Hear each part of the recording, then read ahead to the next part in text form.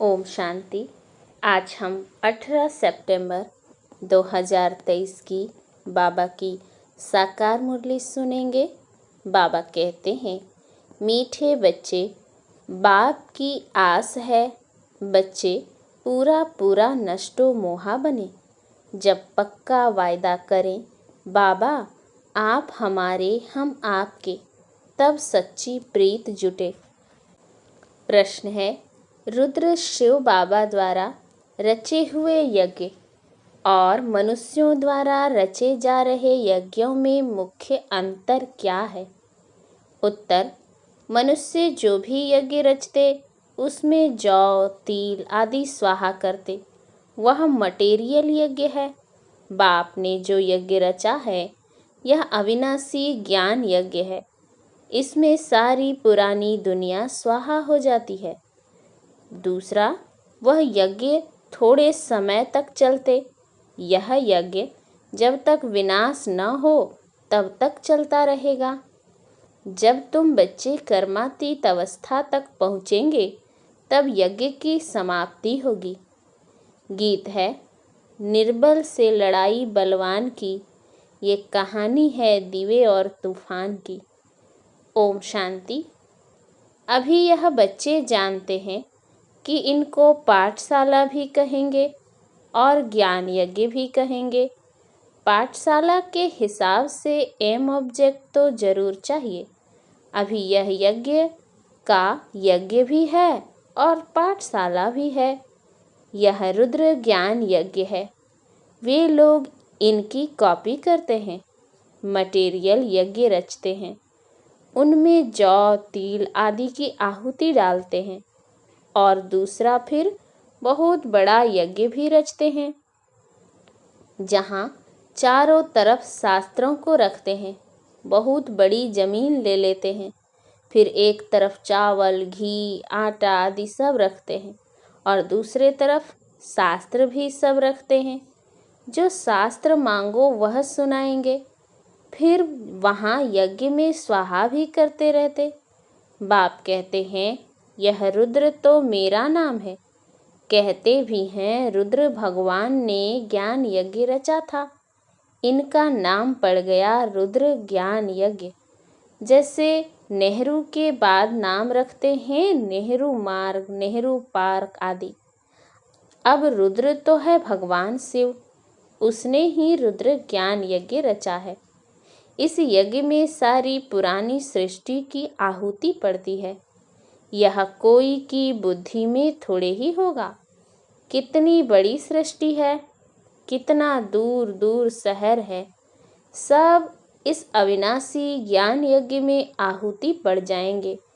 पुरानी दुनिया का विनाश तो जरूर होना है, फिर नई दुनिया बनेगी। विनाश होने में नेचुरल कैलेमिटीज भी मदद करती है। तो यह है रुद्र राजस्व अश्वमेध अविनाशी ज्ञान यज्ञ। अविनाशी माना जब तक विनाश हो तब तक चलता रहे। ऐसा यज्ञ किसका चलता नहीं है। बहुत में बहुत 1 मास चलाएंगे। गीता भी 1 मास सुनाते हैं।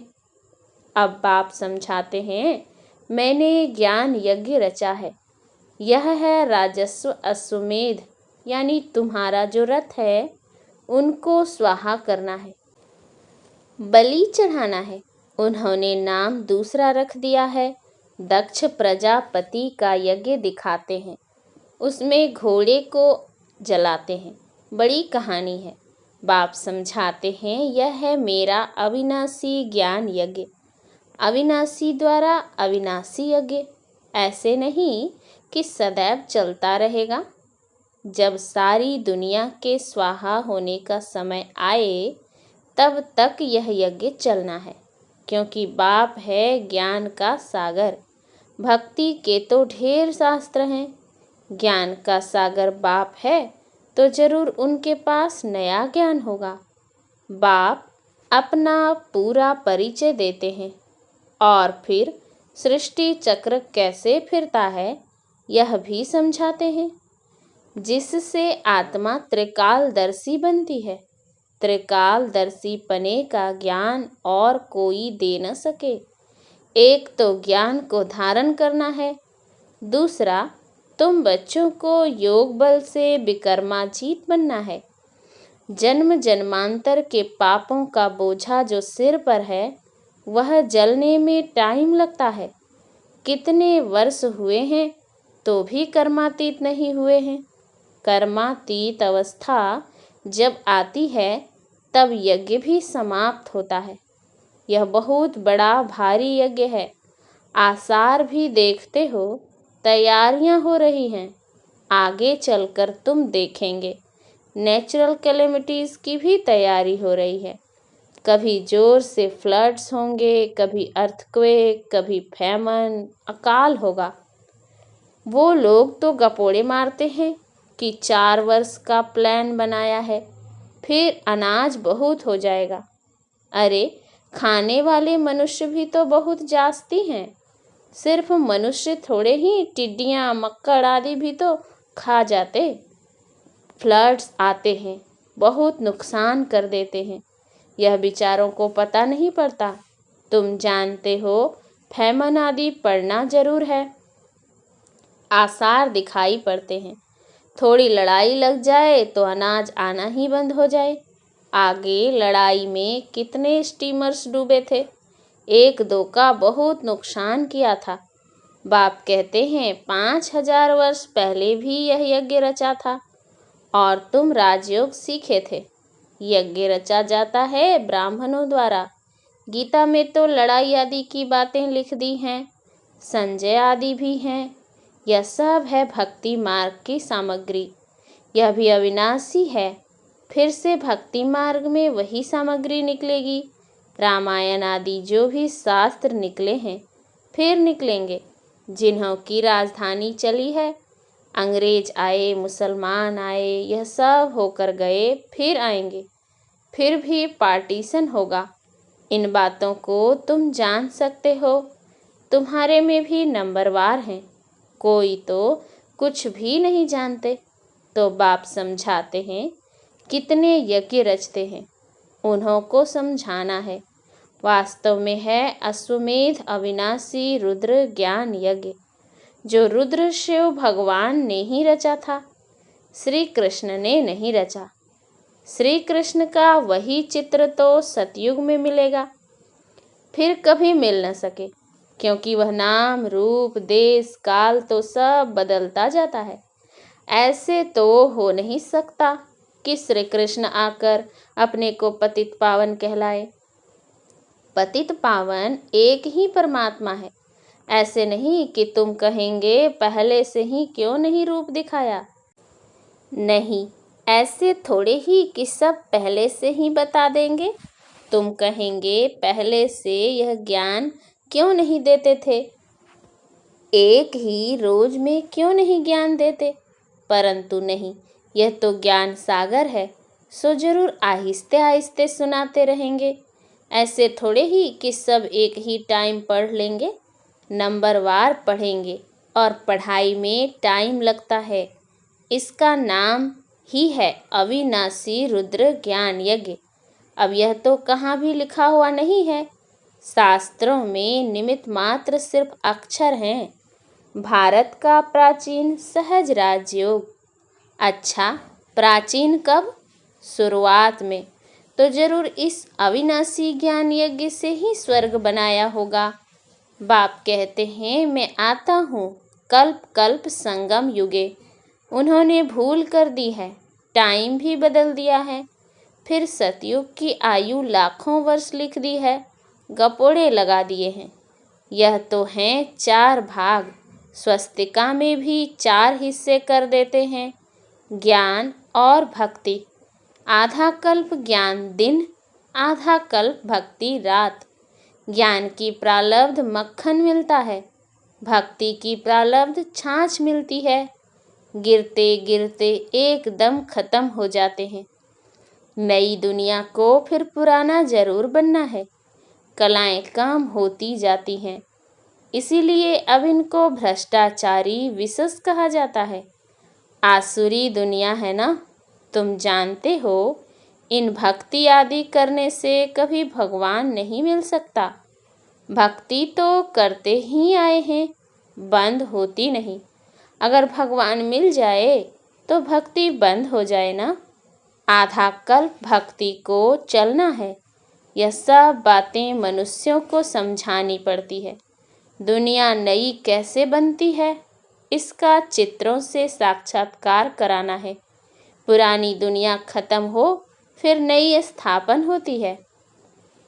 अब एग्जीबिशन आदि की किसी बड़े से ओपनिंग करानी होती है, मदद तो लेनी पड़ती है ना।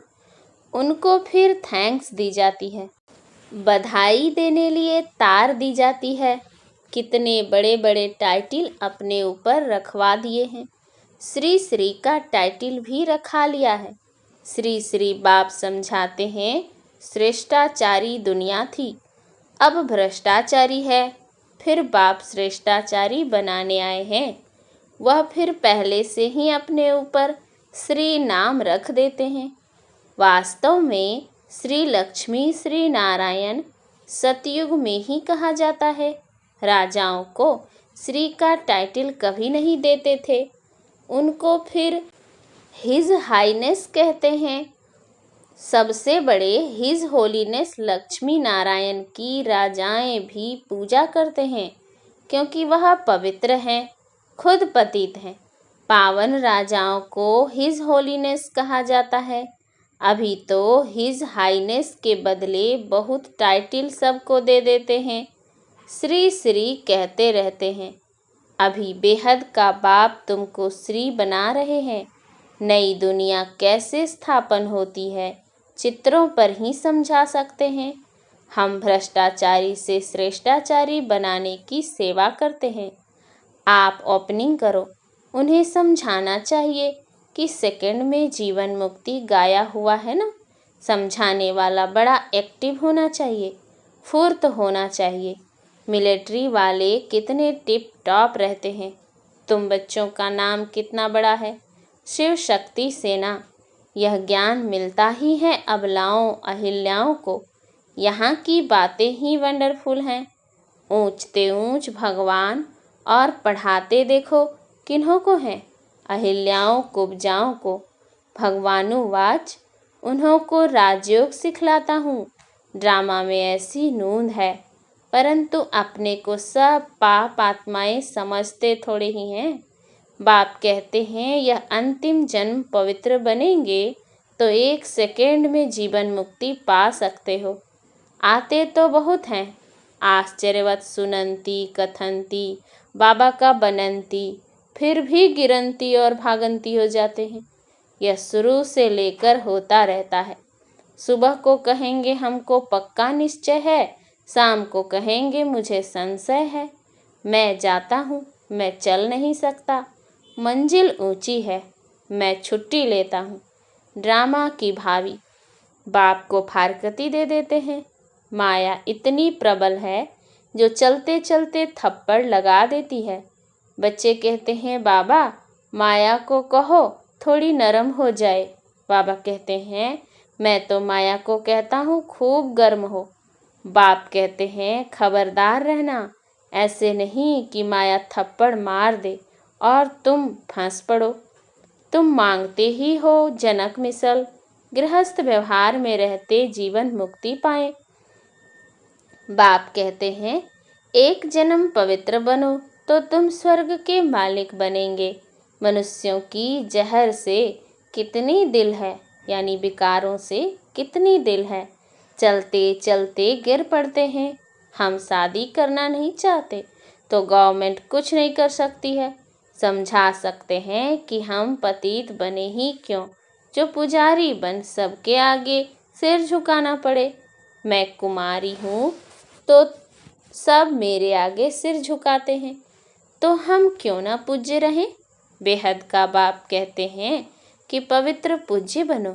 एक ही राजयोग का इम्तिहान है, कितने चढ़ते और गिरते हैं। हर एक अपना अपना पार्ट बजाता है, रिजल्ट फिर भी वही रहेगी जो कल पहले हुई होगी। यह ड्रामा है, हम एक्टर्स हैं। पूरा नष्टो मोहा बने तब बाप से पूरी प्रीत जुटे। बाबा बस हम तो आपको ही याद करेंगे, आपसे वर्षा लेकर ही छोड़ेंगे। ऐसी प्रतिज्ञा करनी पड़े, तब ही स्त्री पुरुष दोनों पवित्र बन स्वर्ग धाम जा सकें। दोनों ही ज्ञान चिता पर बैठ जाएंगे। ऐसे बहुत जोड़े बनेंगे, फिर जल्दी जल्दी झाड़ बढ़ना शुरू हो जाएगा।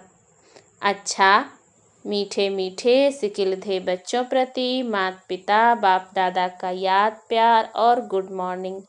रूहानी बाप की रूहानी बच्चों को नमस्ते। हम रूहानी बच्चों की रूहानी बाप दादा को याद प्यार गुड मॉर्निंग और नमस्ते नमस्ते नमस्ते। धारणा के लिए मुख्य सार है, पहला, इस अविनाशी ज्ञान यज्ञ में अपने इस रथ सहित सब कुछ स्वाहा करना है।